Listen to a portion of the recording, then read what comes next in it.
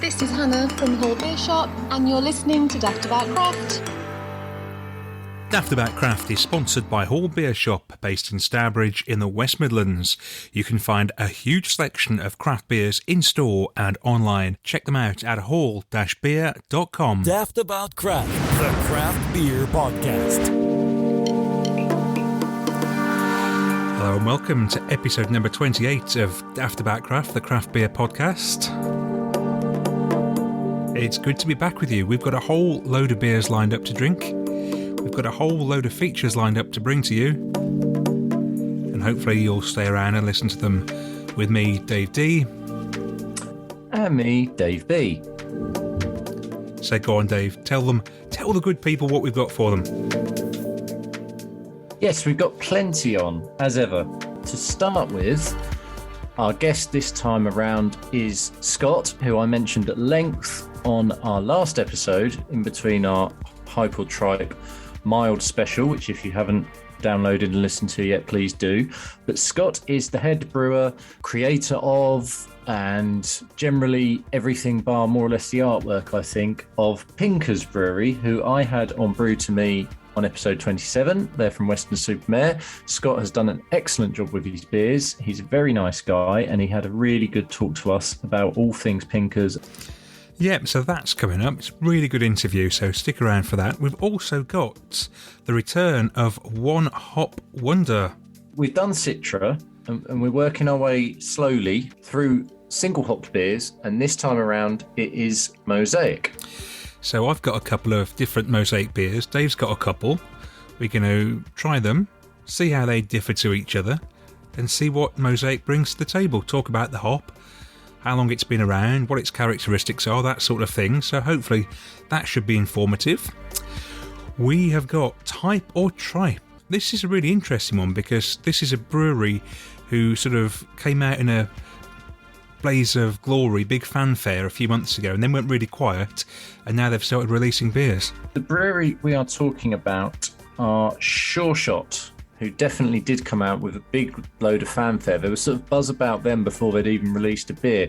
A little bit like Asvex and Adam, who we've talked about and talked to, having had him on an episode. And Sure Shot come from Manchester, and it is the brainchild of James Campbell. And those of you who really know your craft and really love your craft and follow it very closely will know that James used to be head brewer at Cloudwater. So that's where the influence comes from. And we are trying their first dipper. That's right, 8% dipper, straight in. So we're expecting good things, and we hope it lives up to the billing. So that's Type or Tripe a bit later. Before that, though, we've got all sorts of other things, including our first feature. Let's get straight on into it. It's Brew to Me. Over to you, Dave, to kick it off. Thank you very much. So I had at least more than one contender for Brew to Me, which was really good. Really pleasing, so finding more new breweries. The brewery I've gone for, there's actually a bit of a sad story, really. My wife flagged up to me that a pub in Woodbridge, the Angel, had got hold of a load of stock of Varvar. And Varvar are from Kiev in the Ukraine. And obviously we are aware of what is going on in the world, and specifically what is going on in the Ukraine and the war with Russia. And Varvar, unfortunately, like so many other businesses, have been caught up in the middle of it. The Angel has got a load of their stock. They're selling it. I still believe they do have some. They certainly had a lot of stock when I got these beers. And what they're doing is everything they sell, there's no real markup for them. They're just donating. All the profits is going to those who are affected by the war in Russia. So I thought it's a really good cause. And I've never had the brewery either. So it sort of made sense to, one, flag up that these beers are about and you can get hold of them, and two, find out what Varvar are all about. That's a great idea, isn't it? Yeah, it's really nice. And like I say, they had a lot of stock. I think I got 4 of the 5. I think one might have been sorry, Dave, I think one might have been a sour. Oh, dear. And I didn't get What's wrong that one. with you? But what I did get is 2 lagers, which I haven't gone for this because I figure I haven't had a beer yet this week. And if I'd had the lager, it would have just gone down, and I wouldn't probably have noticed. Yeah, I wouldn't have probably done too much. And the other beer is an absolute whopper. They've done a 14% barrel aged stout. Oh, nice. Yeah, which I got a sort of special occasion seems a bit wrong in this context, but it is one of those kinds of beers. But anyway, the beer I am sampling is called Samurai's Daughter, and it is an Oriental ale. Now, my Ukrainian is no good, so I have absolutely no idea. I haven't looked on Untapped, so I don't know what's in this. I don't know what the shtick is behind it. So an Oriental ale. So I'm expecting this to be a little bit spicy, maybe. Yeah, or is it the other thing I was thinking, have they done it a bit like a rice lager or something? But then it would be a rice lager, I would have thought, not an Oriental ale. But anyway, very clear. Yeah. Actually looks more like a rice lager, like a very, very clear indeed. No real nose to it of note. How strong did you say it was? It's 4.7. I think it's a rice lager. It's quite sweet. Okay, well, that's right up your alley. I mean, it's as the first beer of the week. It's going to go down in about 3 gulps. I think it's. I can't really say there's anything too complex going on because there's not. But it is nice. It is refreshing. It is quite sweet, as I say at the end, which makes me think it could be that. Yeah, the end of it is it's a very toned down. You know, when if you have something like a Budweiser and you're like, God, that's sweet at the end. Mm-hmm. It's like that, but it's toned down, so it's okay. It's not sort of far too much. It's not even as malty as say like a German lager or a Kolsch or anything like that. Okay, I'm pretty sure it's lager style, and they've just called it an Oriental ale. I'm going to have a quick look while we talk. Just find out about it. Okay, so pleasingly, I was spot on. Oh, great. Just misled by the name of it. So yeah, so Untapped, it is described as a lager Japanese rice. Spot on. It's light, crisp, somewhat reserved. That's how they describe it. I'd agree with that. They say on the tasting notes perhaps some ginger and some lemon. I don't really get that, to be perfectly honest. This has been in the fridge for quite a long time, so perhaps if it warms up slightly, I'll get that. But I don't need it to do any more than that. No. The good thing is here is that you've tried a new brewery to you from Ukraine. You've given some money to charity as well. Yeah, and it's interesting actually because that now would say I've got 3 lagers. I love lagers, or I especially like craft lagers. And if that's anything to go by, I can't wait to crack open the other 2. So no, I'm perfectly happy with my beer. It's weird, isn't it, how you come to try different breweries? We spend our lives trying to find the next brewery to sample something from, but it's weird what paths lead you down certain roads to trying them, isn't it? Never would have thought that 2 years after starting this, or probably even regardless of starting this, that a place 5 miles down the road from me would be getting stuff from a craft brewery in Ukraine. It's great that that has happened now.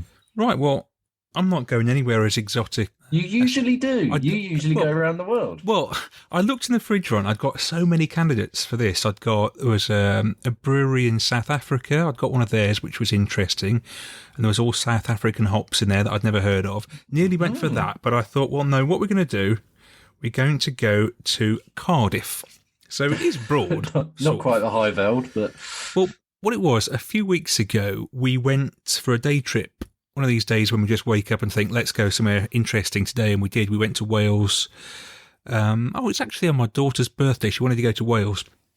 There's a little pub we go to just by a beach. So we went there, had something to eat. But we also popped in at Aberystwyth. And they've now got a bottle shop in Aberystwyth. And it's called the Bottle and Barrel. So it's a bottle shop and bar as well. So we thought, let's go in. Nice. See what they've got to offer. Lovely warm welcome from the guy behind the bar and the owner and the dog as well. There was loads of different beers on tap, about a dozen different beers, tried a few of them. And I thought, well, let's have a look in the fridge and see if you've got any local breweries. And they had quite a few Welsh breweries, some of which I'd never tried. One of them was a beer from the Crafty Devil Brewing Company in Cardiff. What is interesting about these guys is that they're best friends, Adam and Reese, who started this brewery, and they started it in their garden shed, a story we've heard so many times. But it was back in 2014, so 8 years ago now, so they're quite well established. That's interesting, actually, because as you say, they've been around that amount of time, but was there a sort of traditional route, or if they just were doing craft before craft was craft almost? There's no mention of any sort of traditional routes. They moved out to a unit in Canton in Cardiff, making beers that they want to drink. And the beer I've got here is called Mikey Rhea All Day. It's a 4% pale, and it's described as being their all-day, everyday go-to session beer, and the world's first Cardiff Pale Ale. So let's see what it's like. And yeah, indeed. It's a bit like yours. It's not doing a huge amount, but it's very sessionable, very easy drinking. And I tell you what, 4 of these on their website, £13. Wow. I mean, you can't really argue with that kind of pricing. Not at all. I'm guessing that's going to be a Citra. It could be straight, or is it Citra with something? It looks very... It doesn't actually say on the can, and I did do a little bit of digging around to see if I could find, and I couldn't. But yeah, I think you're probably right there. It's not Mosaic. It doesn't have that Mosaic ring to it. It's not Simcoe. I'd say that's probably straight up Citra. Yeah, it's good. It's good. It's a fridge filler, without being too mean. There's no shame in that anymore. We've both sort of spoken at different points. There's nothing wrong now. Like, I think both of our fridges used to represent loads of, it'd be like, oh, I've got 8 dippers. How many have you got? 12. Oh, well, I've got 4 Imperial Stouts. But now I want a lot of 4 to 6% stuff. To be honest, when I go to the fridge and I open fridges and open the doors and I look in and I see a dipper, I think, oh, God, I don't really want to drink that. I think, well, I won't be having you until Friday or Saturday. Well, I sort of think I won't be having you until I've got people over and we can share it, because I just don't want to drink a 8% beer, although that's what we're going to do later in Hype or Tribe, of course. but that's for work, isn't it? We'll call that work. But for leisure, I don't really want to drink those sort of beers. We're getting into a lot more table beers just recently. That style seems to be going from strength to strength. They're everywhere now. Yeah, they really are. If the people out there would like it, we could probably do a table beer special, I think, because I think that's about time that style had a real light shone on it. Yeah, definitely. We should think about that. But yeah, so Crafty Devil Brewing Company in Cardiff, that gets a thumbs up from me. Love the artwork on the can as well. Oh, nice. And this sort of skeleton stroke devil character is on their glassware as well, which can be bought on their website. I'm going to have to get some of that, I think. It did look very good. Because we obviously haven't got enough glasses here. But yeah, so that gets a thumbs up from me. Yours gets a thumbs up. Happy days. Yeah. So normally Dave introduces our guests, but actually this time I get that honour because I did get to touch base with our guests for the first time myself. And those of you who listened to our previous episode will remember that I said for my Brew to Me, I'd found a brewery in Weston-super-Mare called Pinkers. And I'd had a lovely chat to the head brewer, Scott, and we got to know each other. He very kindly sent me beers. I tried the beers and I tried the Western Coast on the last episode and loved it. And lo and behold, Scott is now here to talk about not only that beer, but just Pinkers Brewery as a whole. So welcome, Scott. Hello, how are you? Good to be on the podcast. Yeah, thank you. We're very well. Obviously, people heard me talk about Western on the last episode, and they will hear Dave talk about Western on this episode because you've got your can ready to go. I have. Western Coast IPA. I'm looking forward to it. The name Western is spelled WESTON for Weston-super-Mare, which is where you are. So how did Pinkers Brewery come to be?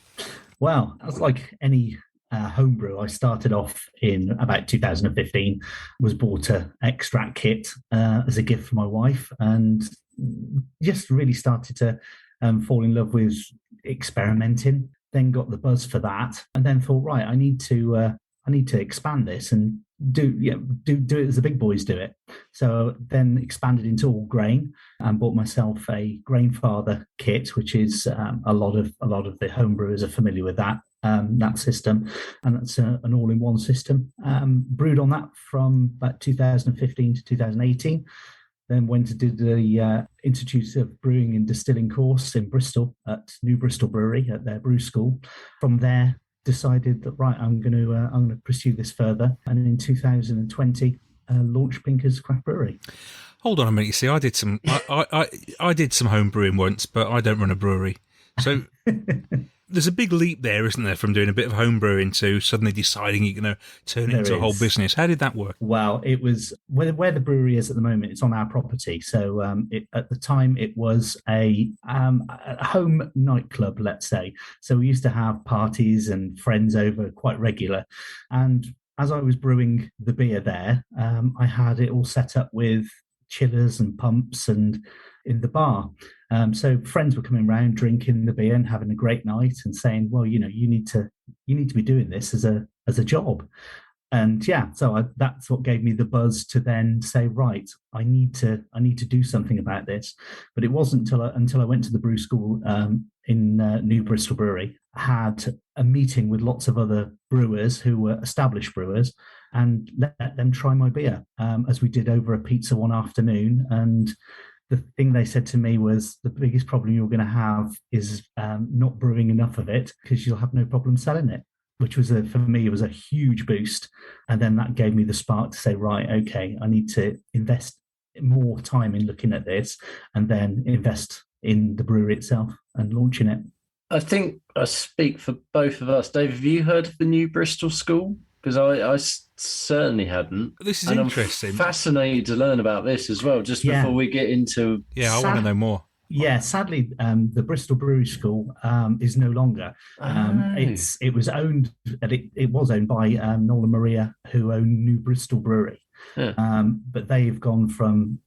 They started off as I did, on a 100-litre barrel, 100-litre kit, and then just expanded, went from strength to strength, where they are really, really significant brewery in the southwest. And they were recently on, I think it was Alan Titchmarsh's program on Sunday. They had one of their coffee porters. I think it was one of their coffee porters that they were sampling on there. So they're getting big and they're expanding. So they had to take down the brewery school, which is inside the building, to expand for more fermentation space and canning lines and things like that. But so I caught it just right, really. Who was telling you, oh, well, you've got something here? Yeah, well, Noel, obviously, who owns the New Bristol Brewery, he was one of them. And there was a brewery in Cornwall called Celtec.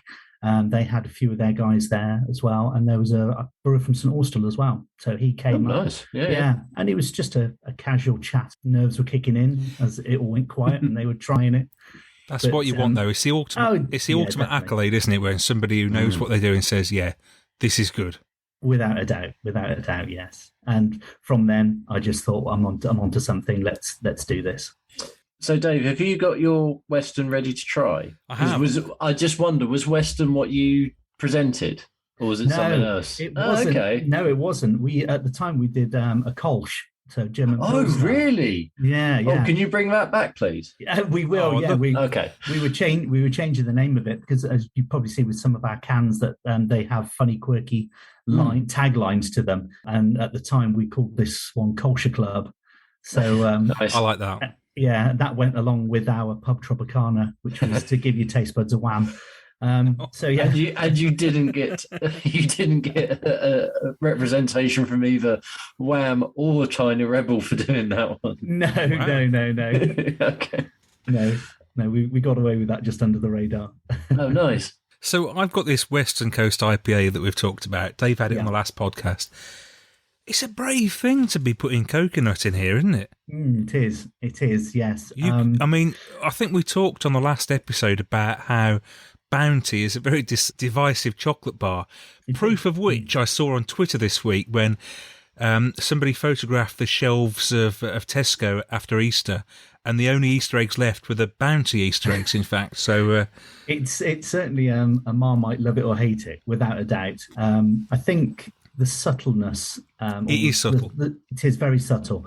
I mean, when we're brewing it, if we do a 150-litre batch, we put in nearly 10 kilos of coconut into it, so it's quite a volume. But because we're doing it at the very start of the brewing process, it just mellows it out and just filters through right to the end with the Sabro hops that we put in the boil on the hot side and dry hopping as well in the cold side. Then that just blends the stone fruity aroma from the Sabro and complements the toasted coconut that we put in. I'm liking it very much, actually. Good. I think if you describe that beer to people, they might have some preconceptions about what it would taste like, but then when you taste it, it's much better than you would imagine it to be. Exactly. That's the thing we get from our customers. The first thing they say is that, I don't like coconut. I can't drink that. And then I say, right, okay, have you tried it?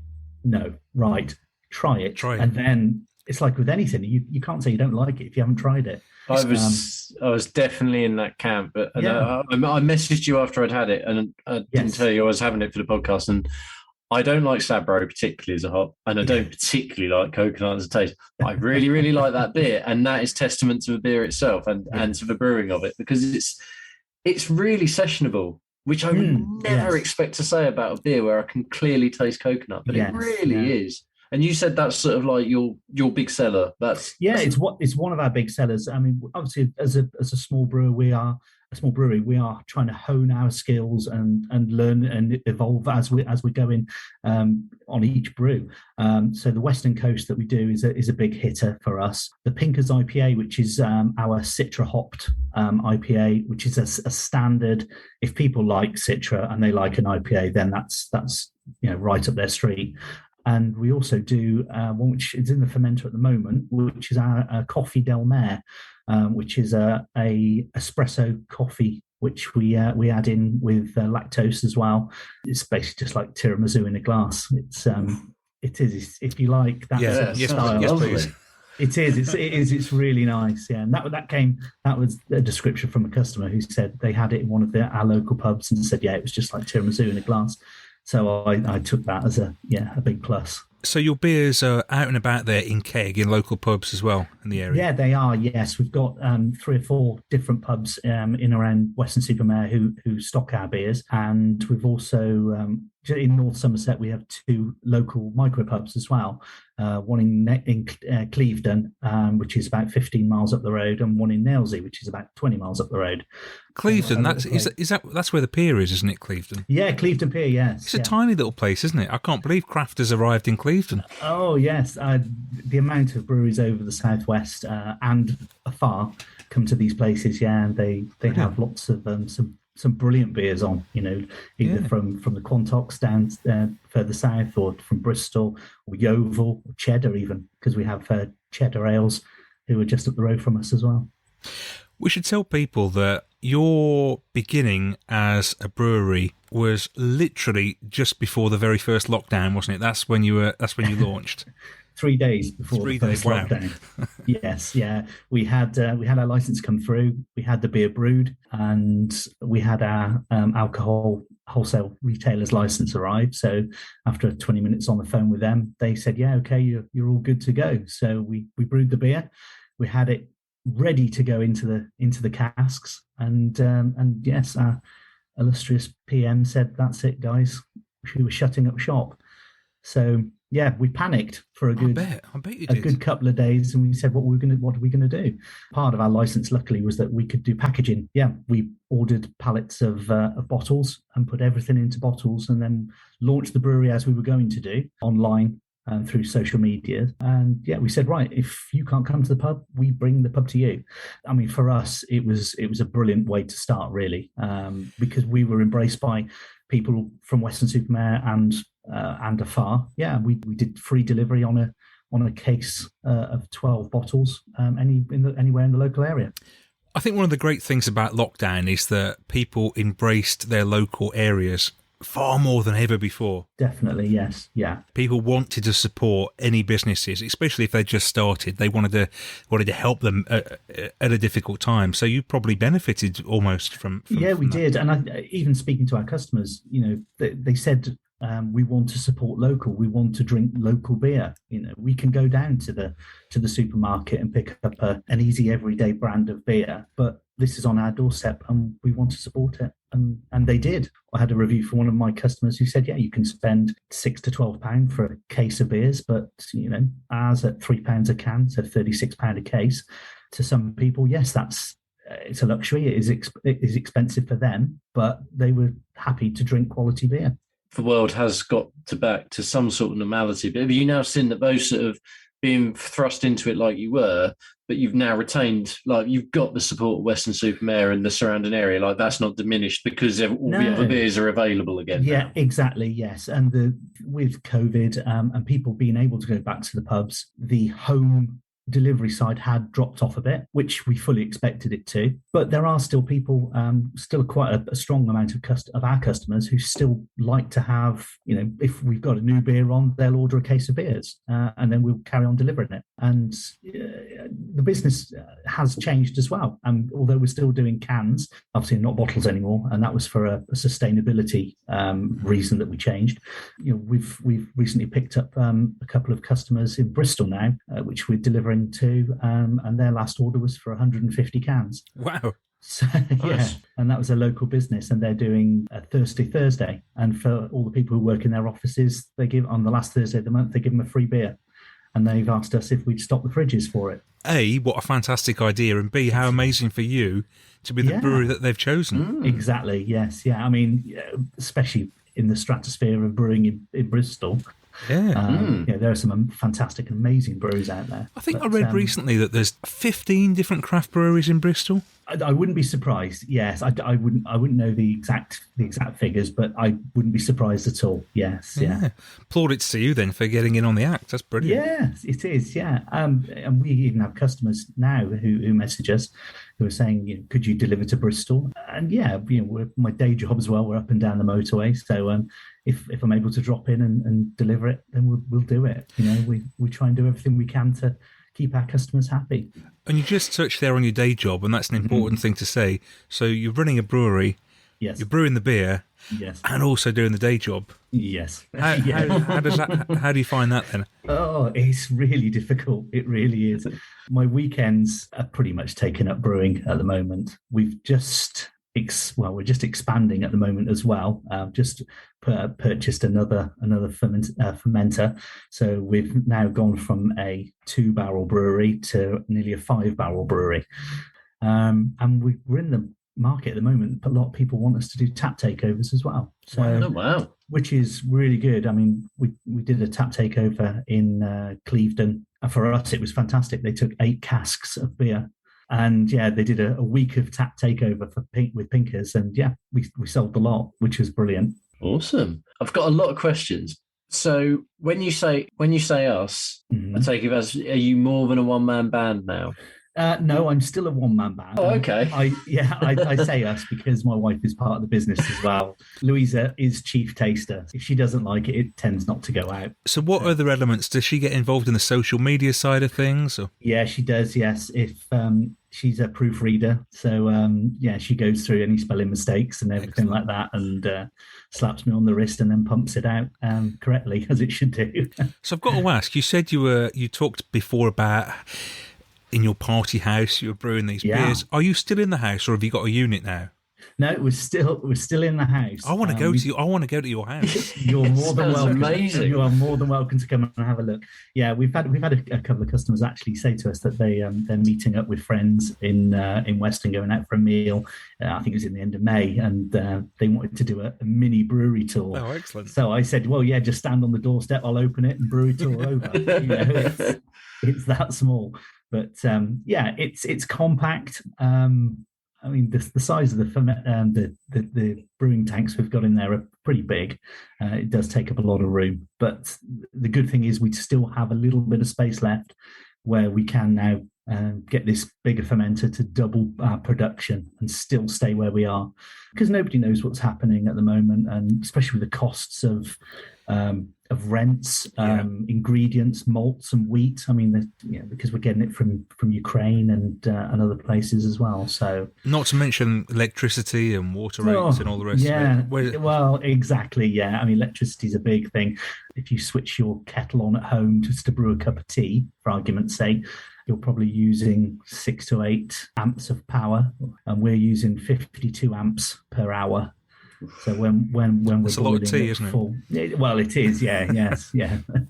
a bit of an Earl Grey brew coming up, I think. There, I wouldn't like to be the smart meter in your house. I'd have to put it face down. Otherwise, I'd just chuck myself off the bridge or something. I had to take it out. It's just depressing looking at it. But that, I think the way you're talking there answers my question, but need to ask it anyway. But it sounds like you're very set where you are, and there's not that plan to do a brewery tap and just expand just yet. Are you just quite happy with what you've got? Yeah. I mean, I would love to do the tap room thing and to have the unit and being able to do that. But we've got to be responsible and walk before we can run. And like any brewer would tell you, if you have the facility to do kegging and bottling and selling to the home market or directly to the public, that's where you're going to make your money. I mean, the brewer doesn't make the money necessarily from selling to the pubs, because the pubs make the money. That's the way it works. I mean, if you are able to have a tap room as a brewer, then the money goes in your pocket, and and you get your reputation as well then, because you're brewing.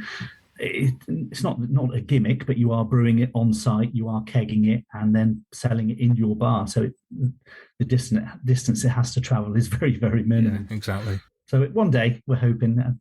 It's our ambition anyhow. It's nice to talk to a brewer who is willing to not jump, not to leap leap too quickly. No. Maybe that's where people come undone, making that leap. Just slowly, maybe is the best way. It is, and I think listening to the podcast you had recently with the brewer from Birmingham, and I think doing it on your own and funding it yourself, if it all fell apart tomorrow, we don't have the bank that will come and take the house. We don't have loans that we've got to pay back. Yeah. But I guess also having to do the day job as well sort of keeps your feet on the floor, doesn't it? Without a doubt, yeah. It's one of those things. After doing the day job, it is quite nice to come home and think, right, okay, it's Tuesday evening or Wednesday evening. I've got 300 litres of beer to put into cans.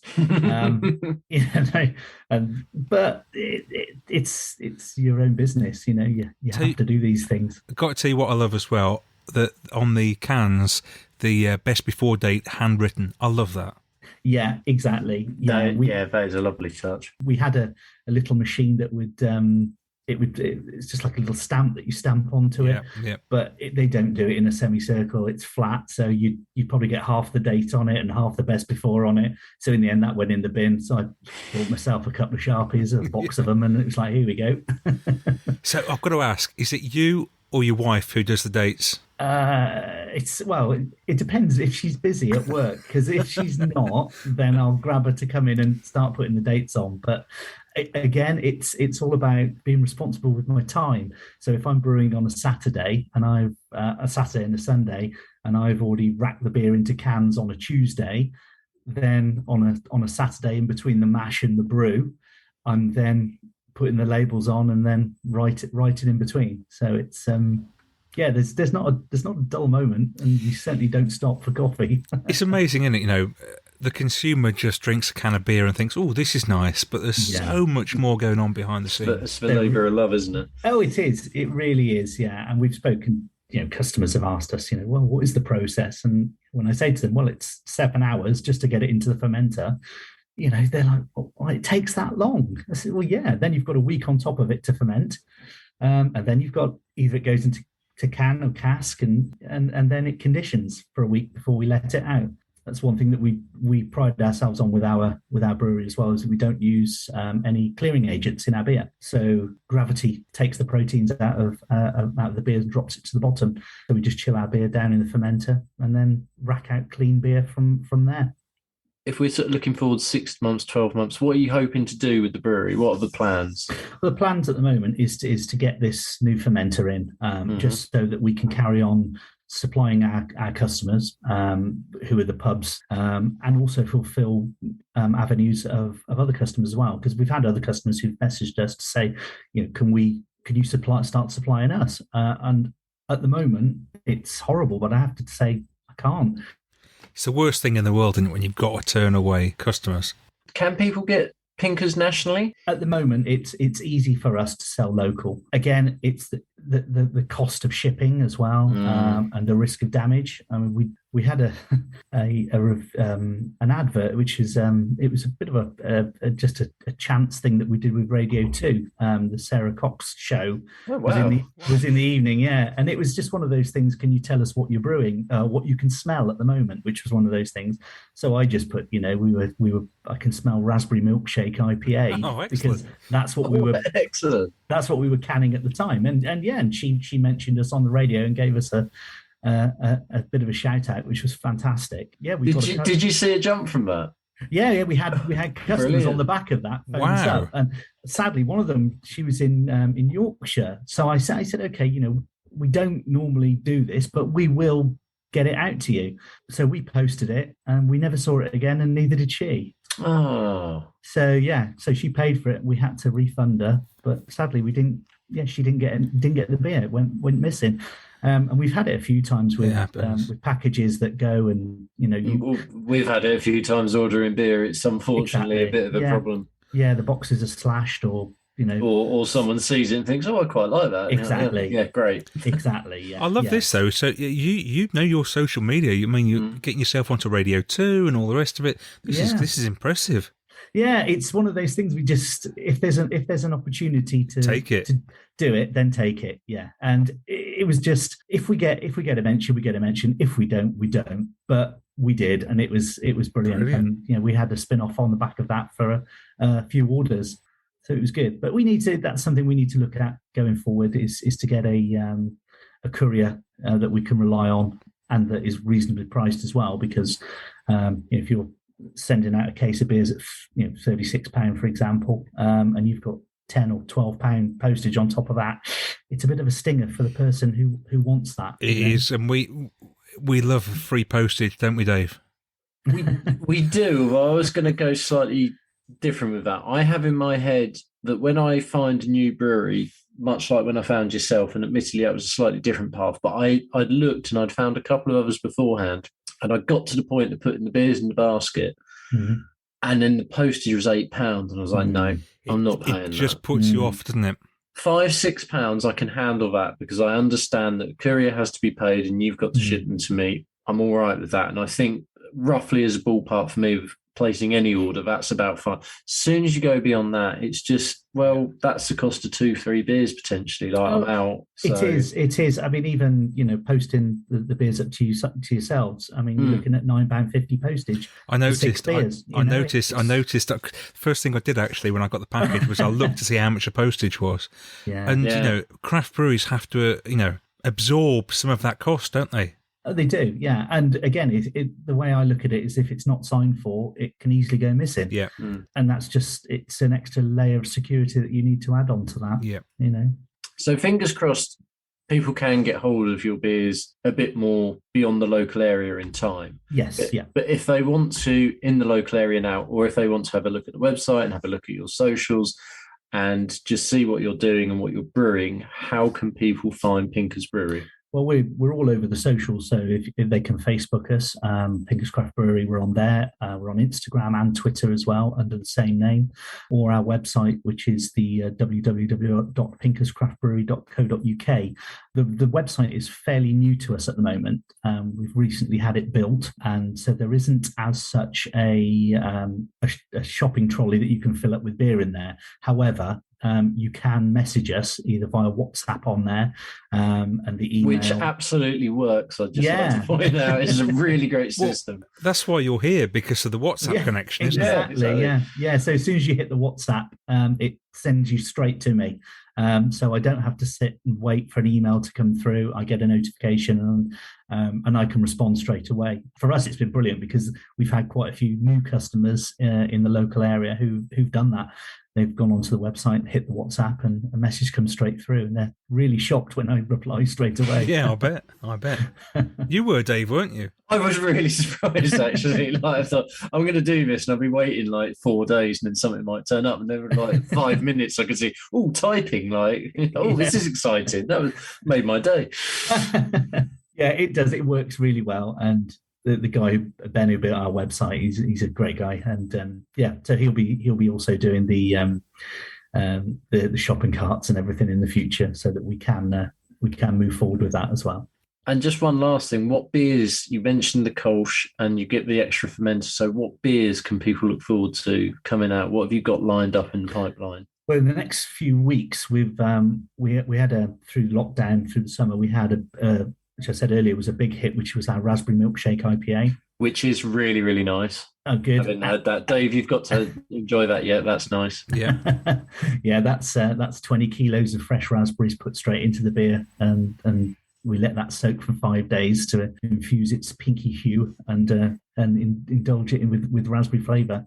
So yeah, we've got that one coming up. We're brewing the Ukraine beer, which we're doing. Our Coffee Del Mar, which is in the fermenter at the moment. So that'll be coming out in the next couple of weeks. We're looking at a pineapple and coconut milkshake IPA as well. But, so plenty of plans, plenty of beers. Yeah, it is. Yeah, I mean, in Weston-super-Mare, they have the Real Ale and Cider Festival in July as well. So we've been asked to join that this year as a new brewery, and that brings sort of 30 whole new load of people to talk to. Oh, And definitely, yeah. I mean, I think it's over the 3 days. They have 60 casks of beer. So when's that? That's the 29th to the 31st of July, and that's all on the seafront on the beach lawns in Weston-super-Mare. I can see Dave booking the time off in his head. Yeah, I'm gonna have to get on the M5 and come down. Exactly, yeah, yeah.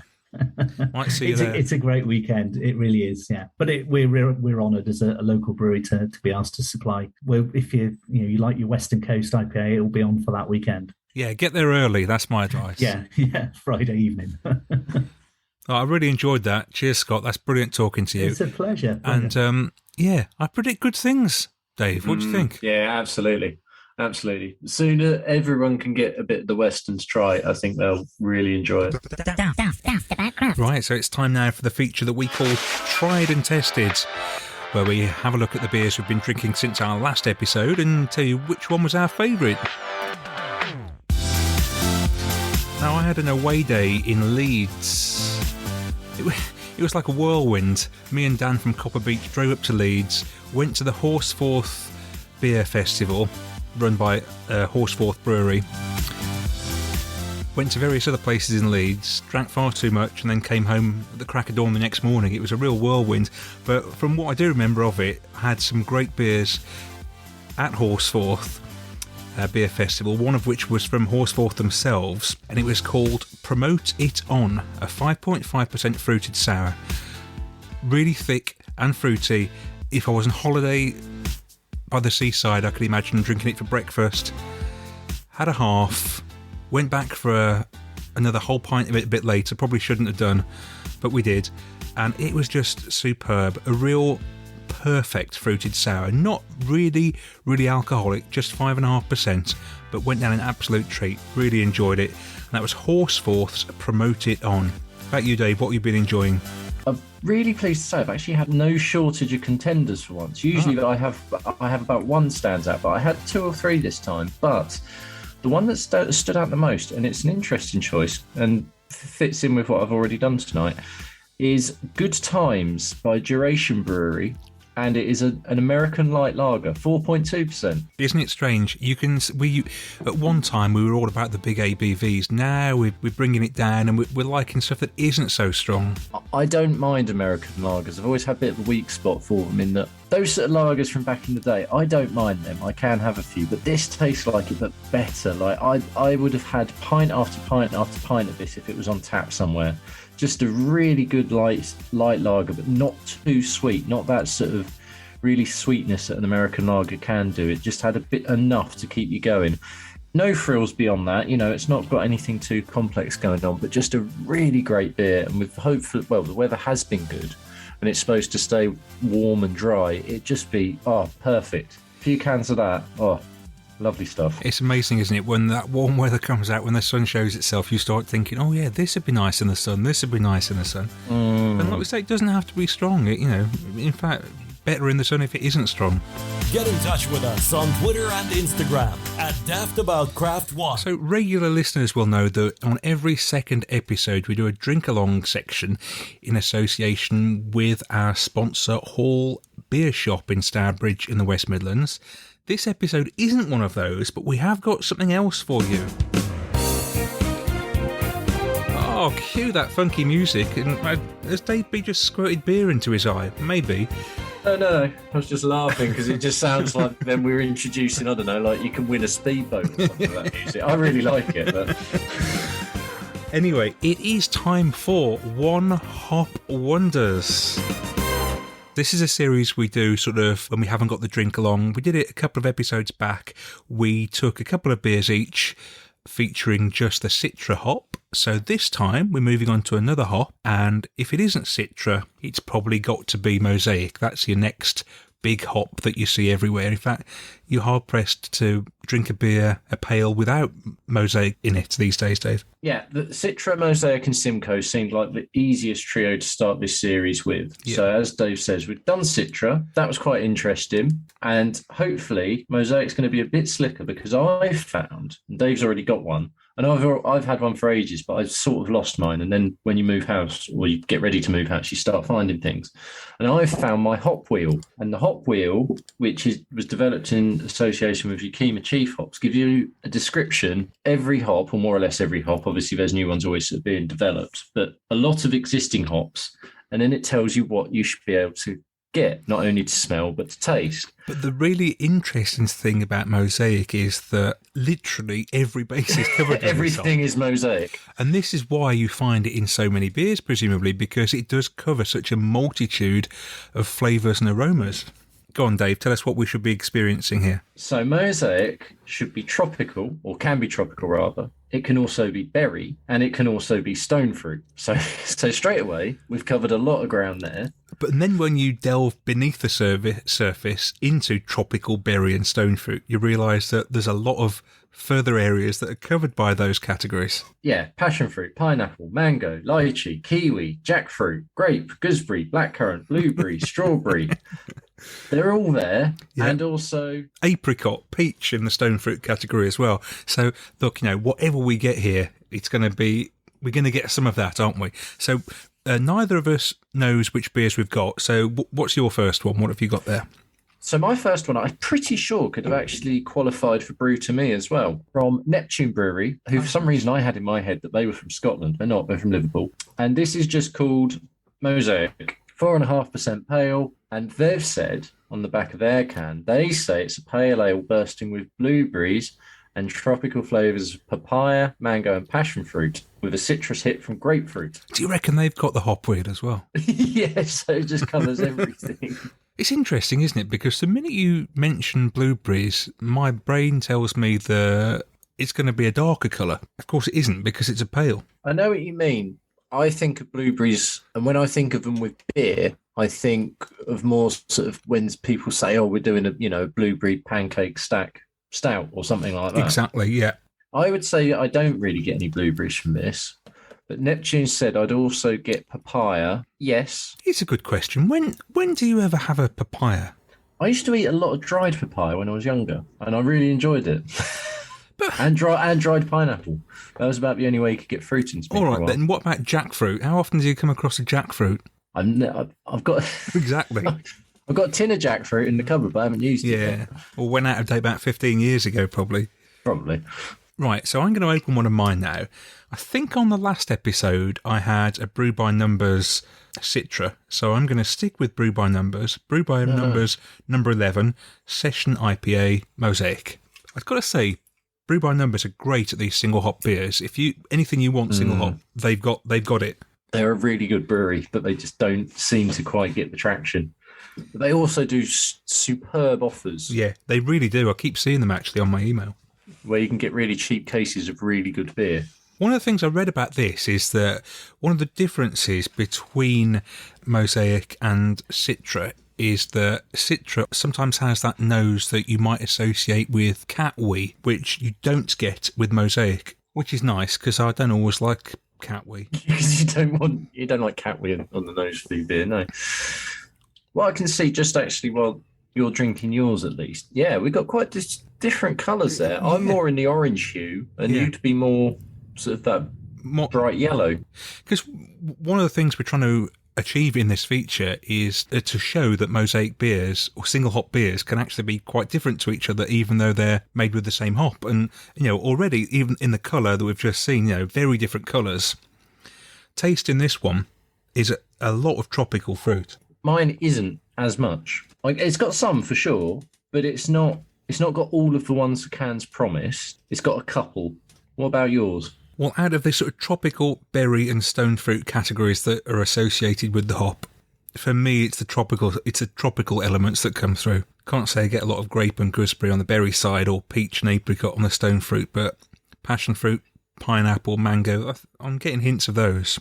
And did you know, this is quite interesting, that Mosaic was first released in 2012, so it's only been around for 10 years. Not long, is it? It's not actually. I mean, it's a long time in craft beer terms, but it's not a long time for something that's now so used so heavily in a way to have been around for sure. I remember with the previous episode of this when we did Citra, it surprised me that Citra hadn't been around for that long.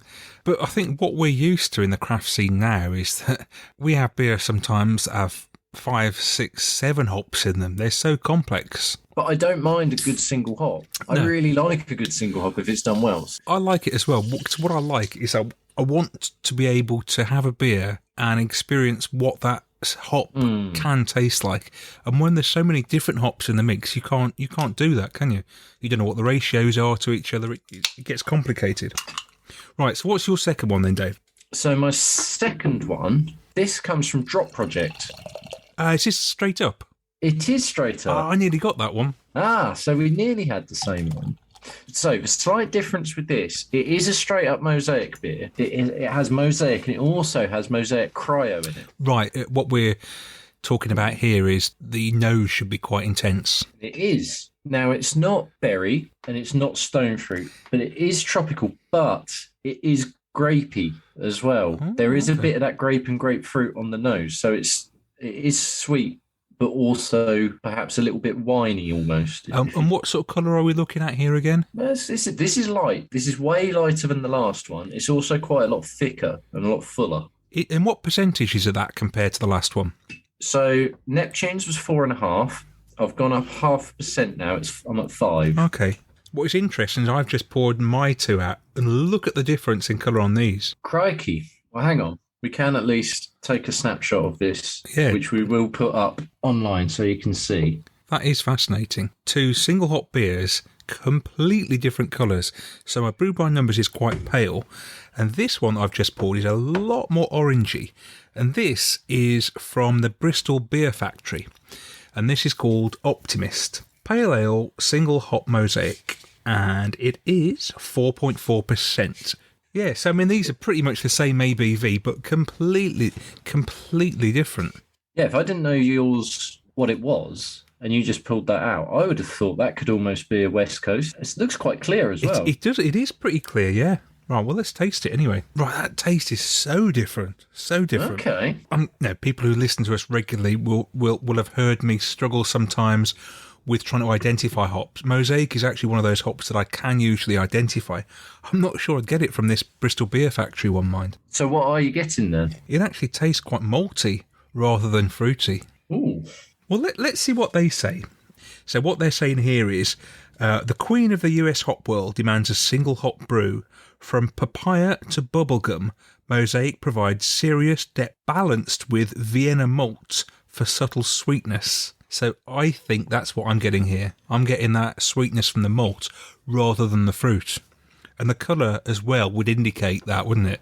That darker colour. Interesting, because my Neptune beer has Vienna malt in it. Right, and that was the orangey colour. So we're joining some dots, hopefully. So this is interesting. So presumably our other 2 beers, the paler ones, weren't using Vienna malt. That would seem illogical. And hopefully this bears it out. The ingredients for my drop project: water, barley, wheat, oats, hop, yeast. Let's go back to the Brew by Numbers. So the same. Add the malt, you get an orangey coloured Mosaic. Leave it alone, light colour. And for me, I prefer the Brew by Numbers is my favourite there out of these 2. Yeah, I'm all over this drop project one. It's exactly the kind of beer I'm enjoying drinking at the moment. Right ABV, gone full circle in some ways, as well as liking tables and saisons and things like that at the moment. I do like a good pale and a DDH pale. This doesn't need the DDH, but it's not sickly sweet. Right. It's lovely and light, and it's one of those you could just have a couple of. So this is a really good beer. Really like this one. Did you know also that Mosaic is the first daughter of the Simcoe hop? So they're intertwined with each other, which is why you see so many beers with Mosaic and Simcoe, because they fit together perfectly well. Yeah, they complement each other. Yeah. That makes sense. It is so complex. You can scratch the surface or go as deep as you want with these things. But imagine, we're here sort of talking about these beers. Imagine producing these beers. It's not as simple as just chucking it all into the mix and then leave it a few weeks and you've got a beer. There's so many variables, aren't there? There are, and I think the more we've done this and the more we've just done, sort of got into craft and you learn by drinking and experiencing, I think it now stands out when you can tell someone knows what they're doing. And like you say, I think there's so much out there. How do you stand out? Well, you've either got to be a bit madcat or you've got to sort of develop being really, really good at a type of beer and just make that your thing. I tell you what, just thinking, what you say, you've got to do things to stand out. This Bristol Beer Factory, it does stand out because it's not what I expected. So maybe they've done something really clever here. I mean, if there's the market for it, if there's someone out there who gets that beer and goes, "God, I didn't know Mosaic could do that," or well, it is interesting because it's not what I expected, and they've switched it right up and done something different with it. So credit to them for doing that. Well, we hope you've learned something from this. I think we've learned something, actually. And this is a great thing about doing this podcast is that we are learning all the time. And in fact, if you think back, Dave, we thought when we started this podcast, best part of 2 years ago now, we thought we were pretty clued up. We knew what was going on, but we've learned so much, and it's a continual learning process. Almost every beer you drink is bringing more knowledge to the table, isn't it? Yeah, absolutely. I get a big kick out of that now, and I think we both get quite a big kick out of picking brewers' brains about stuff because I feel like we have a bit of a base knowledge, but there is still so much to learn. Even the best brewers in the world are still always learning, aren't they? And that's part of the appeal because you can always find something new you can do, and then you can make that into a beer, and then someone can taste that, and then they can try it, and they can say why they like it or they don't, and it goes from there, and you go again and you tweak. You're listening to Dave B and Dave D on Daftaboutcraft, the craft beer podcast. It's the moment you've all been waiting for. And now it's time for Hype or Tripe. We always end the podcast with this one. You've got to keep you waiting until the grandstand feature. And we're really excited on this one because we've got a beer from Sure Shot. So Sure Shot burst onto the scene when they released a beer called 15 Mile Round Trip, and it was a collab with Vocation, and it was available in supermarkets. So all this brewery came out of nowhere, and all of a sudden you can buy their cans in supermarkets. But it's not quite as clear cut as that, is it, Dave? As you say, that was a collab, but Sure Shot come into being with a Cloudwater heritage because it is the brainchild of James Campbell, who was a former head brewer at Cloudwater, and he's now gone on to do his own brewery, Sure Shot, and they have just started to release their beers, but although they're not hanging around actually, are they? There's already about, I think, between 4 and 6 beers have come out. Yeah, so there was a long wait after the collab with Vocation, which is clever marketing, isn't it? You sort of build people up and then keep them waiting. And then they've released a slew of beers all of a sudden, the big one of which is the one that we've got here, and it's called 164 miles per hour, and it's an 8% double IPA. To go with a dipper as your sort of bigger ticket item, which is why it's ended up in Hyper Trop. I like that. It's a sort of steady, quite well thought out start. Yeah, give it a few months before we get the Russian Imperial Stouts. Maybe for Christmas. Well, it would work, wouldn't it, if you started now and you did 6 months of barrel aging. But anyway, let's concentrate on the beer at hand, which I really hope goes a bit better than the aforementioned 15-mile round trip, which I will just talk about before we get onto this, because I remember it, and I remember it for all the wrong reasons, because I think it had gone wrong in the can, and I can remember it clearly because I think I had to wait to get hold of this, even from a supermarket, because it flew off the shelf. It was very hard to get hold of, so I was very pleased when I got a can of it, and then I was really disappointed when I had it, because it was terrible. And I don't mind saying that, it was terrible. But I think something had gone wrong with the can, so benefit of the doubt. Well, I think I got a can as well, and it's one of those that sat in the fridge for a long time, I think. And I actually had it not that long ago. So, really? Yeah. But mine, despite being past its best before date, was actually still pretty good. Okay. So it sounds like you've got a bit of a dodgy can there. Yeah, I fully think I got a dodgy can. So I'm just very excited to now. It's probably 2 years later, I think. Clean slate. I didn't judge Sure Shot on that. It was just a bad experience, but I'm ready to go. I want to see what we got here. So what we have got here with 164 miles per hour is a double IPA, which is hopped with Simcoe, Citra, Idaho 7, and Centennial. And it promises a big, juicy, sweet tropical fruit medley balanced by wholesome bitterness. Yeah, the bitterness will be the Centennial, I guess. Right, let's give it a go. So to smell, I would say I get sweet tropical. There's an initial hit, which then drops off a little bit quickly. What about you?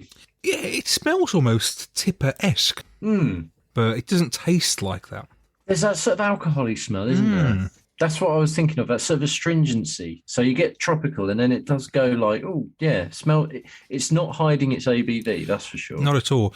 I'm getting a bit of pine as well, to be honest, on the nose and at the back end of it. I think that is where the Centennial comes in. Yeah, I don't know about the bitterness balancing that out. I'd say the bitterness is a bit stronger than the fruit. I think when you have that first mouthful, it's quite fruity, but it leaves you with the bitterness, doesn't it? Bitterness is the thing that definitely lingers. That's not hugely bitter. I've had many beers a lot more bitter than that. If you were expecting this to be some sort of absolute juice bomb, it's not. It certainly looks like a juice bomb, and it's quite thick and yellow, but it doesn't taste that way. No, it really doesn't. It's actually probably got a bit more going on than I initially thought it did. I was just expecting this was going to be one where we talk about, it's a really solid start because it's fruity, and then that's sort of where you run out of things to say. But this actually does have a bit more going for it than that. It's quite multi-layered, this beer, isn't it? You can almost visualise those different textures and flavours in your head as you're drinking it. That back end, there's almost a little bit of sort of spiciness, ever so slightly. Yeah, I know exactly what you mean. Yep. I'm just going to have a quick look at the wheel. Yeah, check the wheel. So Centennial, because this is the hop I think that's really for me the one that's standing out the most. It's the one that's doing the most for me as well. Yeah. Blossom, orange, resinous. That's quite interesting. I like that as well. And even when I read the can on the back, when I saw use of Centennial, I thought that's quite different. Don't see that often in a dipper. No, and I like that, throwing something different into the mix, not just sticking with the tried and tested. It's quite a complex beer, this is. The more I'm drinking it, the more it's growing on me. It reminds me of an old school Verdant beer. Not the full, when Track and Field and Putty first came out and it was like complete onion. It's nowhere near that. Don't get this thinking it's going to smell or taste of onion or anything like that. But it's got that sort of thick yet a bit bitter vibe. Yeah, this has got the nose. This is, I've just poured a bit more into my glass here. The nose is so much more fruity than your typical Verdant dipper, but the back ends are quite similar, I think. Upon cracking the can and my very first taste, I was getting ready to go, not that excited, and this would be getting on, if you use Untapped as your metric, this would be well in the 3s. More I've had of this is a 4 all day long, and it might even get a little bit better than that for me. We're all aboard the hype train. Definitely. Excellent. Definitely. Can't wait to have more from Sure Shot on the back of this. Like to see what they can do with a pale and mid-range and sort of more sessionable. Well, I should just say, actually, that this beer we're trying now, 164 miles per hour, is available from hall-beer.com. And also, not just this one, but a couple of other of their beers as well. So on the back of what we've just tried here, it might well be worth maybe popping in order with this one and some of the other beers, because that's impressive. Well, thanks a lot for listening to this episode of Daftaboutcraft. Number 28, we're flying along at a rapid speed here with these episodes, and the next one will be landing on Spotify and all the usual places on May the 30th, so Bank Holiday Monday, and then after that we've got a bit of a holiday special lined up, or we're thinking about it, so be sure to keep an eye on our socials and stuff, and we'll let you know what's going on. But that next episode on May the 30th is when our drink-along returns, so again, check the socials, see what the beers are. If you like the look of them, you can buy them and drink them with us. Daftaboutcraft. You've been listening to Daftaboutcraft, the craft beer podcast, sponsored by Hall Beer Shop in Stourbridge in the West Midlands. Check them out at hall-beer.com. Daftaboutcraft, the craft beer podcast.